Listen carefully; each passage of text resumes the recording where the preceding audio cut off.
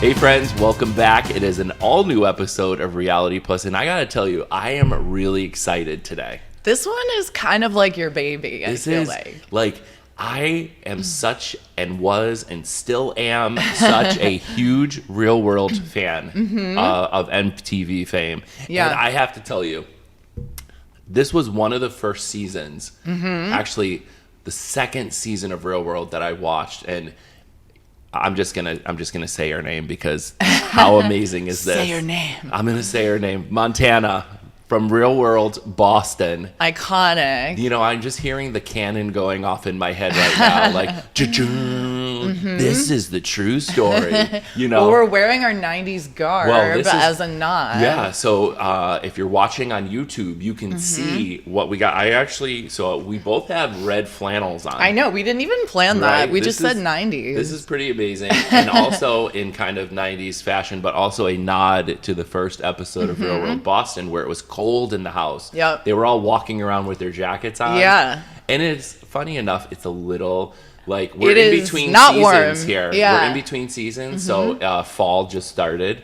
But again, shout out to the Goodwin Hotel for having us yet again with our fun, our little swinging lady who Yeah. is behind us, showing all of the support for Realitypus. Which, she's into it. yeah, I know. This is pretty amazing. Yeah, right? yeah. I feel really happy to be back here. It is a beautiful hotel, and it's always an honor to be sitting at this circle table here and with you. Oh, and you as well, sir. And you as well, my good friend. Yes. My good friend. But, you know, back to Boston, like, that is probably one of the only seasons that was filmed in New England for the Real World. Yeah. Season 6. Season 6 of the Real World. I think I called it, yeah. So the first season I ever watched was Miami. Okay. And I recall back in the day, because how funny is this? This flannel is old school from Abercrombie and Fitch back in the day. This is probably the one article of clothing. I worked there. Oh, I could totally see that. I didn't know that about you. Yeah, I worked there very shortly. I met like a couple of really great friends from Abercrombie, especially Alessandra, Carrie, and this one, the manager at the time, his name was Judd. Okay, that's very 90s. He said, "Alex, you need to watch this Real World Miami show." Oh. And so Judd was the one who like encouraged me. He goes, okay. He's like, "I think you would be a perfect cast member for this." And so I watched it. Yeah. And I was like, would I be good? Could I be good? And this is kind of like the full circle moment where like that's kind of when it sparked for me. So having done the Below Deck experience was that full circle moment of like, all right, Judd, guess what? I didn't get on the Real World because I was, in fact, a Real World reject. You did audition. I did make it, though. I did. I actually didn't apply for the Boston season with Montana, but I think I applied for Seattle, which was the one after hers. Yeah. So her season actually inspired me to apply to be on the show. Yeah. Again, didn't get it, but many years later, it just wasn't your time. It wasn't. I was meant to be on a boat. You know, I was meant to be a primary instead of a firehouse. Yeah. Well, I mean, the firehouse would have been ideal. I have actually seen the firehouse on a visit to Boston. Oh, nice. And as Montana said, it is no longer, you know, it's owned by the public or something, I think it's right? Or the city. It's some kind of like community center now, which I still want to get in there. So I don't know. It's you know, kind of fun to me and my friend Alessandra, who I actually just mentioned working at Abercrombie. Her and I have taken several Real World house trips.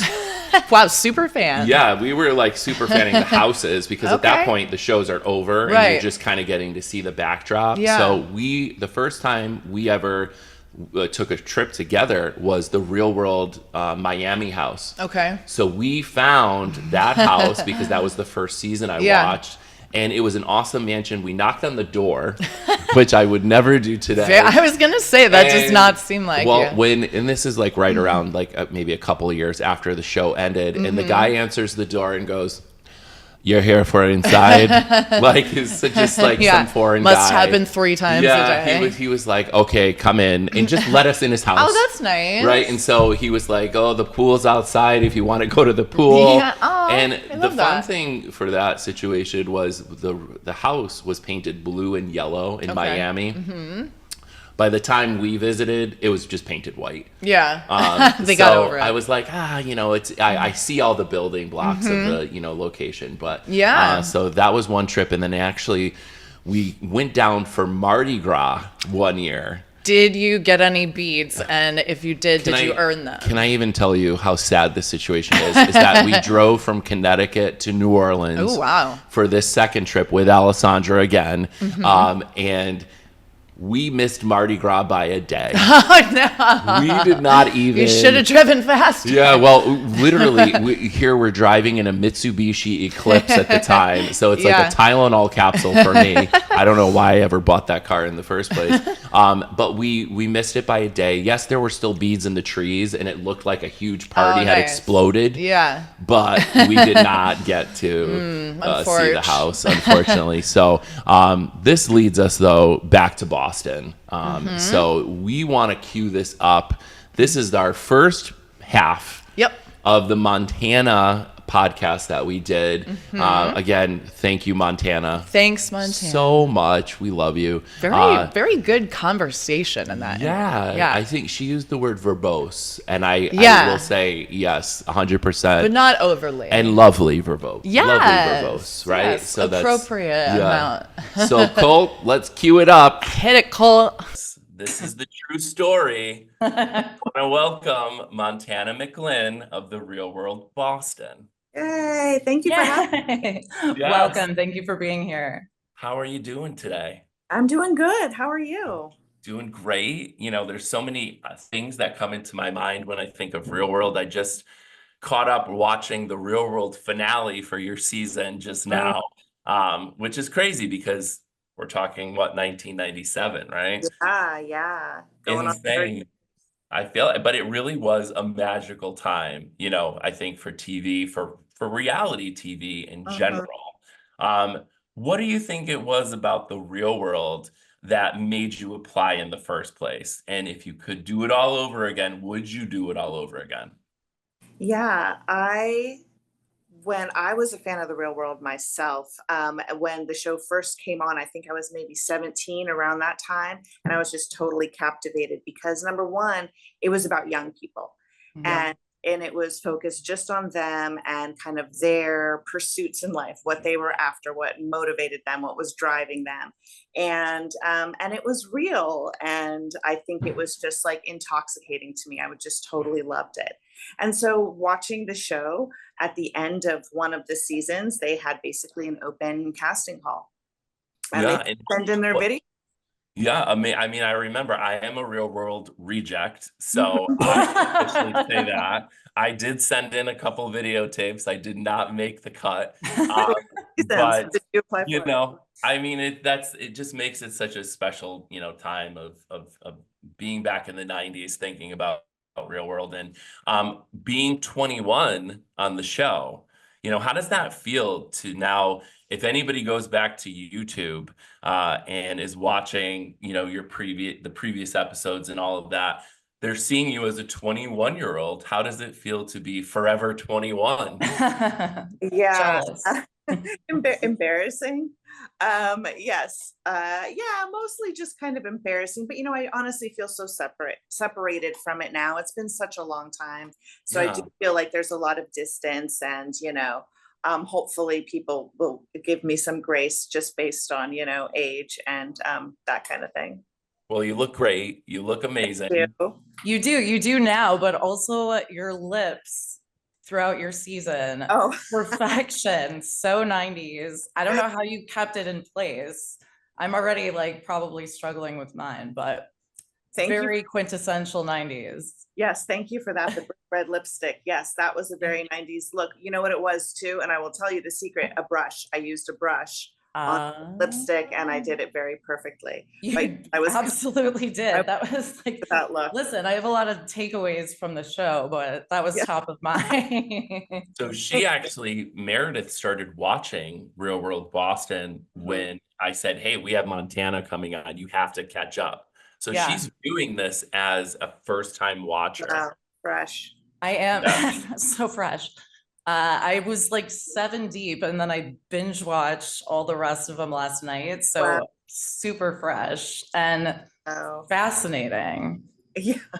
I think though, like the real world, especially at that time, was not what, a lot of reality TV is today. Back then it seems, and this is just my impression, correct me if I'm wrong, but it was more about casting and putting people together who would open each other's eyes more so than activities and trying to, orchestrate bad behavior behind the scenes from production. It seems like it was more organic then. Is that what was your take? Yeah, I think so. I think they did kind of strive to put together different people who might have different views on things. And of course, this is a much more polarized time. And I think that now probably things would play out a little bit differently. But then it was really about trying to find common ground and trying to find friendships in places that you wouldn't ordinarily. And I think that was a big part of it. Yeah. It's fascinating, all the different backgrounds. And, I think some, probably in your experience, you don't have to say who, but came in more open-minded than others and got more out of it for that reason. Yeah, and I have to say now we are all pretty close on the cast, and we do talk pretty frequently. I love that. Me too. But I do feel like, honestly, looking back on it, I feel like everyone there was open to the experience, and going through their things at their life too. Like, you have to remember that's like a little snapshot, and people also had things going on at home or behind the scenes or things like that. But I do feel like everybody was there kind of like for the right reasons, if that makes sense. It's like we weren't there to get famous. We were college kids. Most of us were in college, or, like I said, just pursuing our dreams. And so really I think it was about that too. I think that's the interesting thing about back then. Like, really, there weren't any expectations of what would happen with reality TV. I think now maybe people do it for, other reasons. Like, yes, I'm going to blow up. I'm going to get famous. But I really think that there was a sense of authenticity to those early seasons of Real World. And I'm talking, Miami, Boston, New Orleans, that area of Real World was just so perfect and classic. And, we are missing that nowadays because I think, it has shifted, like Meredith said, to more competition things and more, I miss the storytelling.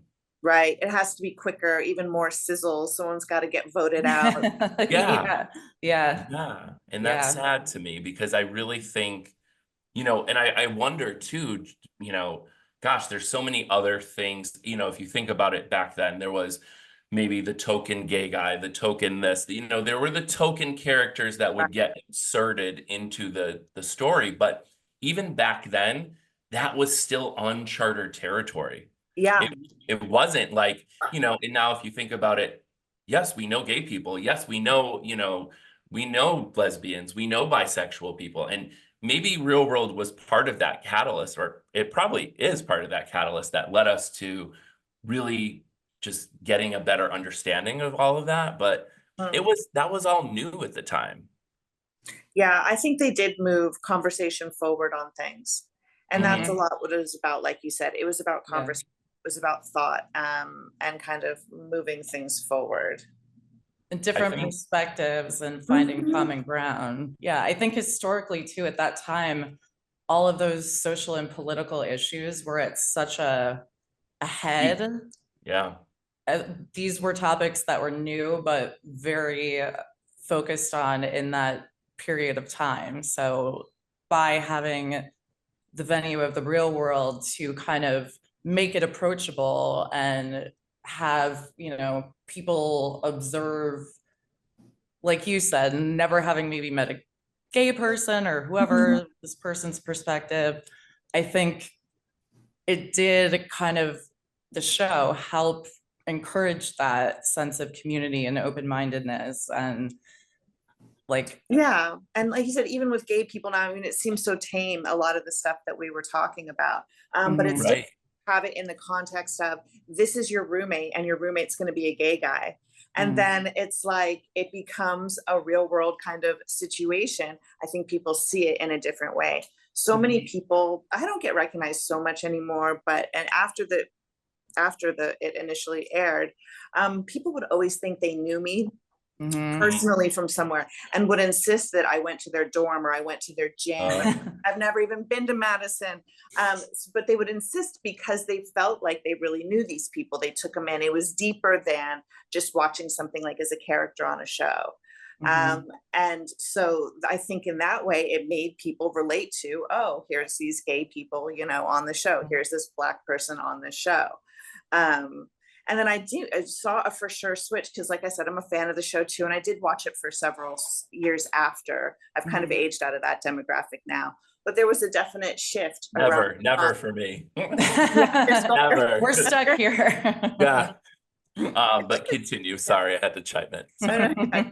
There was a shift right around like the year 2000, I think, of where if you had a gay roommate, nobody batted an eye at it. There wasn't a conversation about it anymore. Whereas before that, there was always the conversation, or at least a talk that cut to some sort of thought of what does it mean to have a gay roommate, to share a room with someone gay, male or female. And then there came a time when it just wasn't a conversation anymore. People did it, straight guys, straight men, straight women. Yeah. And I think too, like when you said 2000, I think that was around maybe New Orleans or right after the New Orleans season. Did you watch New Orleans? Did you get that far into it, or did you watch Hawaii at all? I'm just curious. I did. I watched Hawaii. I watched New Orleans. That's maybe about when I started watching. I watched Chicago actually, so that was okay. Like I did like Chicago as well. I thought that was. I think for me, back to New York, I kind of lost it a little bit, but then Chicago, I think, was after. So I love being able to from the area on these seasons with you. I have a hypothetical question, and hopefully you've seen Jersey Shore at some point in your life. So Jersey Shore's formula was to have that, you know, seven people cast and just continue them season after season after season, which is obviously very different from the concept of the real world. But imagine if they said to you, Montana, let's bring the real world Boston the next year and the year after and the year after, and I want you to grow with this group of seven strangers. Would you have done that, or would you have backed off? I think I probably would have backed off. It was pretty intense at the time. Yeah. But I was happy to go back and have done challenges later, and people do grow. And, you know, even like, even visually, come on, we all see people in their first seasons. A housewife in her first season does not look like a housewife in her third or fourth season. You know what I'm saying? It gives you some time to get the veneers and to get your hair right. What angles and not to eat on camera and certain things. Yeah, seed money. Clean up your act a little bit. And that's one of the reasons that show was so raw, is because people were also not having the ability to see themselves and then alter behavior or how they looked or things like that. So I think in a way the challenges were kind of a way to go back and kind of address that lightly. I have always been open to going back and doing, like, if they had done a you know, a reunion show, homecoming kind of thing, you know, I would have been open to that for sure. I think that, you know, my challenge days are most likely behind me, but that sounds exhausting. But I do wish that there had been a homecoming for Boston, because I do think that was definitely a classic season that really brought up so many issues. And I think it ended with the homecoming for New Orleans, which, you know, I was happy about because I thought that was a great cast as well. But Boston definitely deserved a spotlight, as I think Miami did as well. Which is also sad because I heard recently that Sarah, one of the cast members from Real World Miami, passed away. And I had not heard that. Yeah, which is super sad to me. And, you know, that was the first season I watched. And again, when you said you kind of feel like you know them a little bit, and you know, that was actually, I was really sad to hear. I think she actually committed suicide, and yeah, this was a tough thing for a lot of people to see. But, you know, gosh, I do wish those homecomings would continue on, because there's more stories to tell from, where you were, again, as a 21-year-old, it would just be fascinating to kind of see, and maybe get you back in the firehouse again. Well, unfortunately now the firehouse belongs to the city. They turned it into like a community center. So I don't think that would be using it for filming, unfortunately. Not going back there, but maybe a different firehouse. This time with a hot tub. Exactly. Yeah. Right. Yeah. That would be super awesome. I have another question for you, which is having gone through a below deck experience the way I did, we filmed, I think, in March of 2023, and the show didn't come out until May of 2024. So it was a year of waiting to see what would happen, how would the edits go, what was going to show up off of what we said. So I'm wondering, how long was it that you had to wait after you concluded filming to see your show, and what were those feelings you were having while you were waiting for the show to come on? Oh my gosh, we filmed for a long time back in the early days that we had like 20 something episodes. We filmed for almost 6 months. Oh my God. Wow. I picked up on that last night. Yeah, it was like, it's normally like 3 months. And then someone said, like, you said that 4 months ago. And I was like, ooh, different time frame. So we got there in January and we left, I want to say beginning of June. So even by then has been a long time, but I think it was only maybe a couple months, maybe not even that long, between when we stopped filming and when the first shows aired, because to my understanding, they were already starting to edit while we were in the process of filming. Oh, okay. So by the time we got home and everyone went home, it was maybe only a month, 6 weeks, 2 months before it came out. And I felt like in this kind of weird suspended animation, because I knew like something was about to happen, and I knew it wasn't necessarily going to be good for me. Well. And it was maybe not going to be really widely well received. There's so many feelings though, right, that come from concerned, that my boyfriend was going to see the episodes, and how would it be for him then seeing it after having gone through it. And so I think that it was just kind of this weird, like, in between phase. Did you communicate with your cast members during that time and express those kinds of feelings to them, or did you kind of stray away from talking to them at first? It's weird, like right after you get done filming, it's so much energy. You're used to having people around you all the time, like lights on your face. Yes. It was really this come down of this energy. And I really missed them a lot. I didn't think I would. I thought I was going to appreciate like being alone and being away from all of it. And we really, at first, were talking every day. I was talking. Oh, I love that. So like every day. And of course that dies down over time. But we had all gone through something unique and intense together. It's like being, trauma bonded, right? It's like more. Listen, I 100% get it. When I'm thinking about walking on the boat for the first time, and all of a sudden you see all these cameras for the first time, you're like, wow, this is something right now. Right. And pretend you don't see them, don't look at them, which is great. And I think, what you said just a second ago about coming off of that high, or coming off of the experience itself, you have something following you around all the time, and suddenly it's gone. That's a come down moment, right? Like that's sad. Yeah, adrenaline, everything's ratcheted up a little bit. And I think that's true of any reality TV, right? You know what I mean? People are like in The Bachelor, oh, how do they fall in love in 2 minutes? It's like, because everything has super high to it is what it feels like. So it's like everything's just a little bit up, and then living on that for months and months and months, not even just a charter or a few weeks or something. Yes. Really like up, and then it's afterwards was like a big kind of crash. Yeah. For weeks, really. I hear you. And I mean, I fully admit I cried coming off of that boat. It was just it was like a pressure cooker in a way. And then suddenly it was over. And I was like, oh my God, wow, I just did something. I don't know what it's going to look like. I don't know any of this. And, I think that that's kind of, even still, I'm shocked. I was like, did that really happen? And yes, it did. So fun to think about that, to have that kind of, I mean, and your experience was 5-6 months. You went from like winter to spring. Yeah. Right. Yeah. And at the end, after just watching the ending, there wasn't a dry eye on that show. Yeah. Everybody was crying at the end. I was like, oh my God, I'm crying again now too.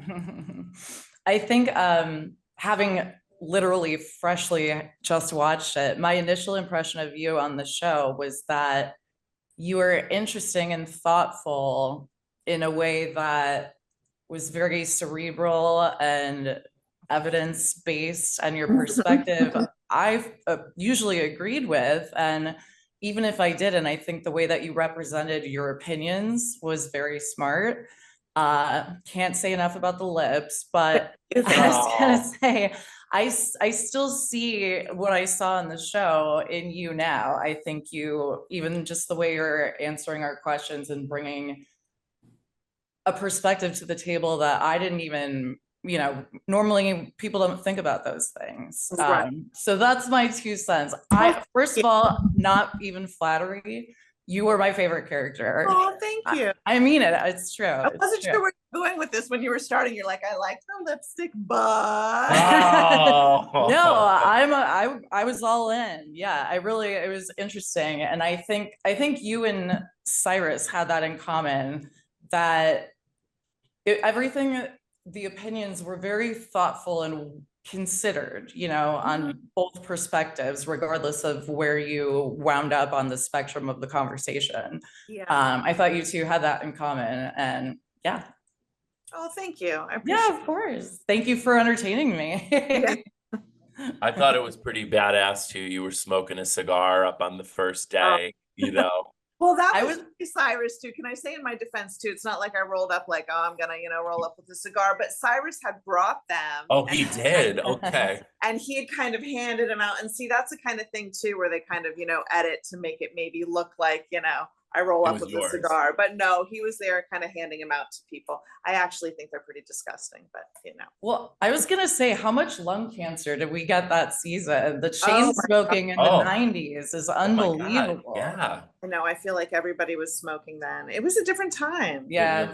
These were a weird, wild place. And if we can loop back to that too, just like the 90s and some of what you were talking about, Meredith, is that I think the 90s had to be hands down the most misogynistic period in modern history, more so than the 50s, more so than any time modern at all. Even in my grandmother's age, nobody would shout, "Show me your tits" at a concert. Right. It just wouldn't happen. And so I think part of my rebellion in going into the real world was a rebellion against that. And so looking back on it now, of course, when we're young, we always kind of, we think we know everything. And we have our opinions and we kind of state them loudly, wear them on our sleeve. And so there was some of that going on, but I think I felt the need to kind of represent what I felt was this kind of misogynistic time period.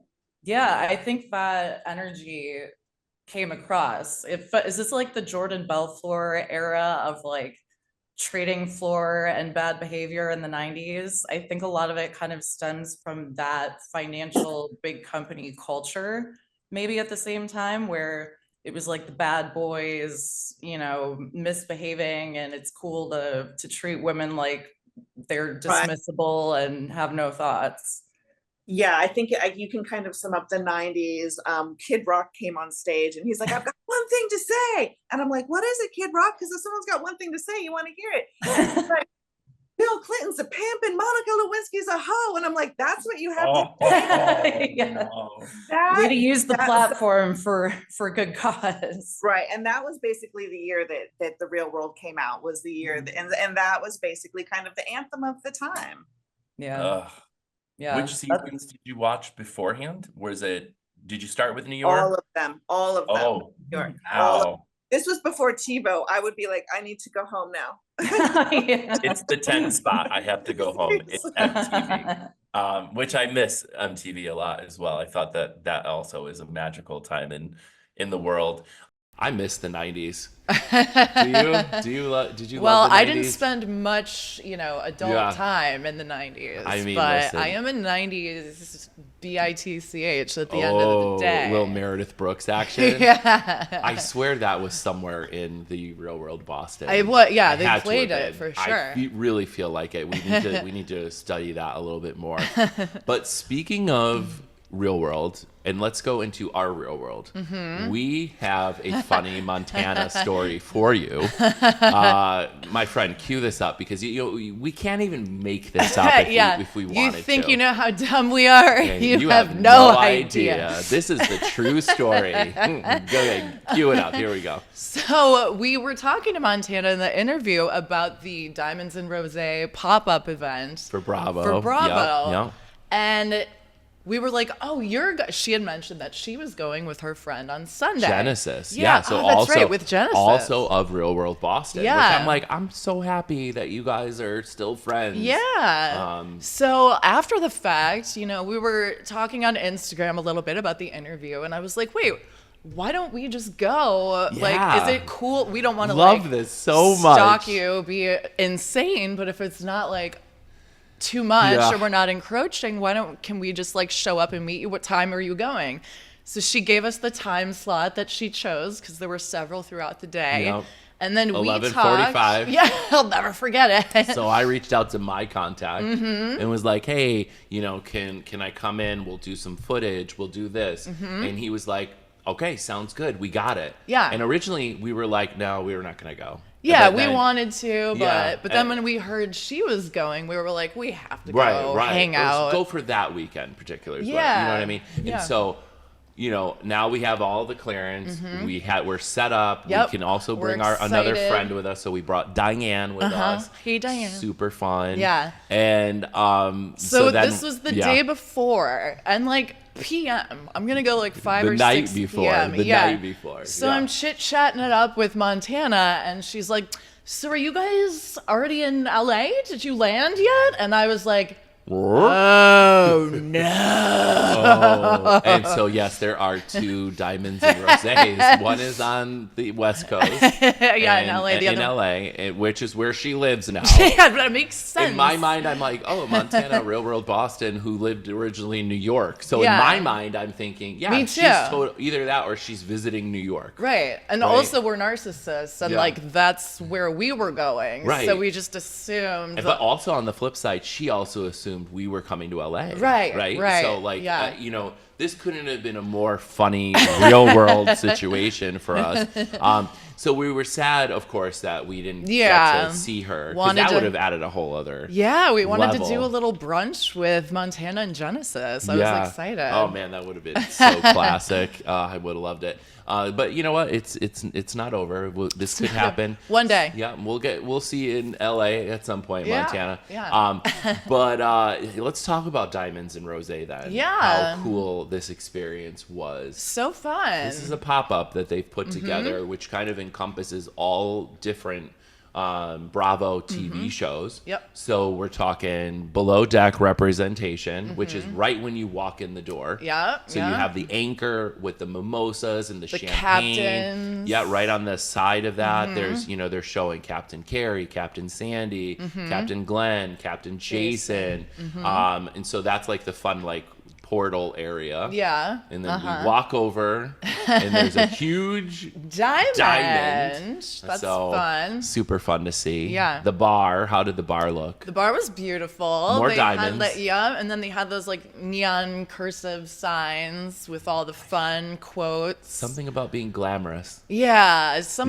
One of the housewives had said. Yeah, they had a couple of those. Then you walk a little further, there's the shot ski setup that Andy does. And then one of my favorite parts. You really enjoyed it thoroughly. If the words 19 times prostitution blank sounds familiar, then this is for you, because there is a table set up that is like half flipped over, circa Teresa Giudice from her first season finale. The iconic moment. Which made Real Housewives of New Jersey Real Housewives of New Jersey. Yeah. Because that was, yes, you're right, iconic. Housewives iconic, history, right? yeah. So she flips the table talking about Danielle and how history is made. Yeah. Right. And so they have this set up where you can take pictures and photos. And that's actually in the first part of our reel that is on our Instagram page. So you can actually, if you're listening to this right now and you want to check out what it looked like, head over to our Instagram page at Realitypus, and you'll be able to watch that first piece. We took a lot of takes. We did. We and, practiced. Oh, wow. But we are professional table flippers. We are. Now we're experts. Like, there is no getting around that at all. Right? Tables going to be flipped. Tables are going to be flipped. I wanted to talk too a little bit about our fun bracelets now. We have so many of these, and we plan to give these to our guests that come on the show. So Montana has one, which is so fun. Barbie has one. Yeah. You and I have one. We do. And Colt has one, our Colt. producer. Hey, Yeah. Colt. And he just watches us, and he's like, these two all the time. These two nuts. These two. But yeah, no, it's been a wonderful experience going on all of these amazing like reality TV adventures with you and Colt. Yeah, our little family. That's our little. And now our little son. our son DJ Polypuss. He's with us again. I feel like he's just not going anywhere now. No, he's a staple. He's integral. He's a staple. Sure, yeah. He's got his 8 arms. He's ready to rumble. We're just really excited as well for the next half of this Montana interview, where she's going to do a tentacle talk with us. Tenty talk, where we kind of go through what her season was like of Real World Boston. And I'm really excited. I feel like there's so much fun other adventures that we're yet to talk about. Yet to come. So do stay tuned for our next episode, which recaps and is the finale for the Montana interview. And I think before we go, let's talk about that red lipstick. I know. It's not dark enough. The one that I put on. I tried to do a little nod, but you did I did, which looks amazing. And you were filming in Miami. I was actually still in Miami. Yeah, we had been there together, but I was a day after you had left. That so was we for were on Barbie's a Zoom call. birthday. Yeah, we haven't talked about that yet. Or did we talk about it on her episode? We did. Yeah, a little bit. We did.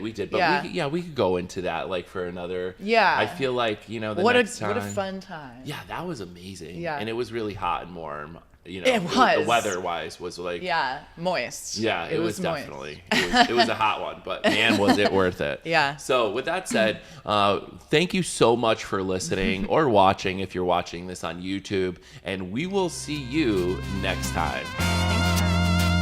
There's a reason why you're not the one. You're not the one. You're not the one.